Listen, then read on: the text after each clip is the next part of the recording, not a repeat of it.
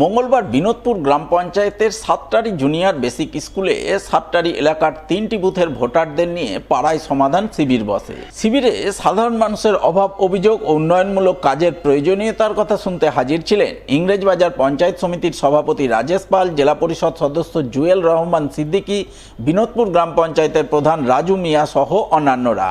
তারা সকলে মিলে সাধারণ মানুষের উন্নয়নমূলক কাজের প্রয়োজনীয়তার কথা শুনে আগামী ডিসেম্বর থেকে জানুয়ারি মাসের মধ্যে তা পূরণ করার আশ্বাস দেন। আমাদের পাড়া আমাদের সমাধান তার ক্যাম্প আজকে এই সাতটারি জুনিয়র বেসিক হাই স্কুলে অনুষ্ঠিত হল। এখানে পাশাপাশি 3টে বুথ নিয়ে এখানকার স্থানীয় মানুষেরা এই 3টে বুথের এখানে আজকে উপস্থিত হয়েছেন। ওনাদের কাছ থেকে মাননীয় মুখ্যমন্ত্রীর নির্দেশ মতো আমরা জনপ্রতিনিধিরা এবং আধিকারিকরা ওনাদের দোরগোড়ায় পৌঁছেছি, অর্থাৎ এই স্কুলে ক্যাম্পের মাধ্যমে আমরা এখানে এসেছি। তাড়াতাড়ি আগামী ডিসেম্বর জানুয়ারি মাসের মধ্যে এই পুরো প্রক্রিয়াটা সম্পূর্ণ হবে।